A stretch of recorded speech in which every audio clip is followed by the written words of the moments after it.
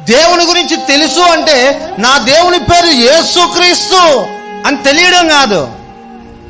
ఒకవేళ నా దేవుడు తీర్పు తీర్చవలసిన పరిస్థితి వస్తే ఆ తీర్పు నా ఇంటి నుండే, అనగా సంఘము నుండే ఆయన స్టార్ట్ చేస్తాడు అనేటువంటి విషయాన్ని నువ్వు ముందు తెలుసుకోవాలి. హల్లెలూయా. తమ దేవుని ఎరిగిన ప్రజలు రోషము కలిగి గొప్ప కార్యాలు, ఏ కార్యాలు? ఎక్కడ గొప్ప కార్యాలు? అన్ని చప్ప కార్యాలే. ఏ కార్యాలు?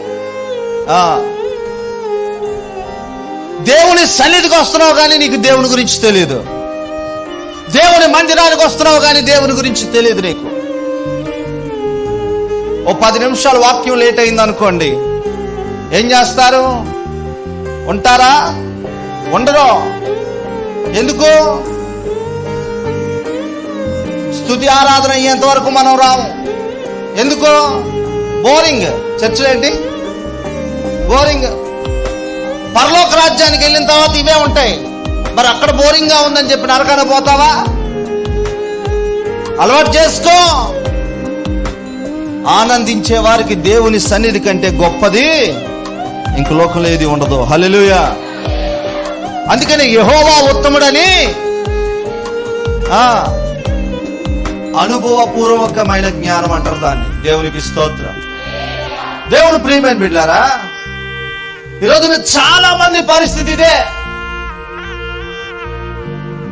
మందిరానికి వస్తారు కానీ వాళ్ళకి ఏం తెలీదు,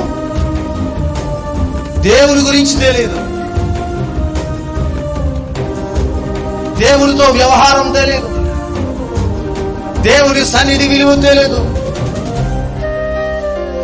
దేవుడు అంటే ఏంటో కూడా తెలీదు. They don't know about God. దేవుని పేరు తెలుసు కానీ దేవుని యొక్క గుణ లక్షణాలు వారు యెహోవాను ఎరుగని వారై. నీకు దేవుడెవరో తెలిస్తే నీ ప్రవర్తన మారిపోద్ది. నీకు దేవుడెవరో తెలిస్తే నీ ప్రార్థనా జీవితం మారుతుంది. నీకు దేవుడెవరో తెలిస్తే నీ విశ్వాసం మారుతుంది. నీకు దేవుడెవరో తెలిస్తే నీ విధానం మారుతుంది. నీకు దేవుడెవరో తెలిస్తే నీ ఆలోచించే విధానం, నడుచుకునే విధానము, నీ క్రియలు, నీ పరిస్థితులు, నీ కుటుంబము, నీ వ్యక్తిగత జీవితము, నీ పరిశుద్ధత మారిపోద్ది. పాతవి గతించను, సమస్తము ఎప్పుడవుతాయి? when you know about your God. నా దేవుడు నా కొరకు ప్రాణం పెట్టాడన్న సంగతి నీకు తెలిస్తే, ఆ ప్రాణము విలువ, రక్తం విలువ తెలిస్తే నువ్వు ఎలాగుంటావు? ఈరోజు చాలా మంది దేవుని సన్నిధికి వస్తూ ఉంటారు, వెళ్ళిపోతూ ఉంటారు.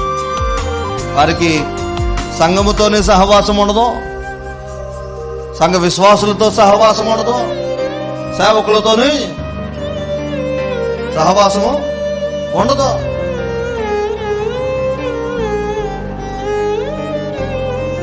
వారు యెహోవాను ఎరుగని వారై. ఈరోజు దేవుని సన్నిధిలో చాలా మంది ఉన్నారు. ఇలాంటి ఇద్దరు అన్నదమ్ముల వలె ఎంతమంది మనం ఇక్కడ ఉన్నాం? ఒకసారి మనం ఏం చేయాలి? పరీక్షించుకోవాలి. నిజంగా నీ దేవుడు ఎవరో నీకు తెలుసా? దేవుని సన్నిధికి వస్తున్నావు, నీకు కష్టం వచ్చింది, బాధ వచ్చింది, ఇబ్బంది వచ్చింది, నీ కష్టాల్లో మనుషులు తోడుండకపోవచ్చు, కానీ దేవుని మీద ఆధారపడితే దేవుడు ఖచ్చితంగా నీకు తోడుంటాడు. హల్లెలూయా.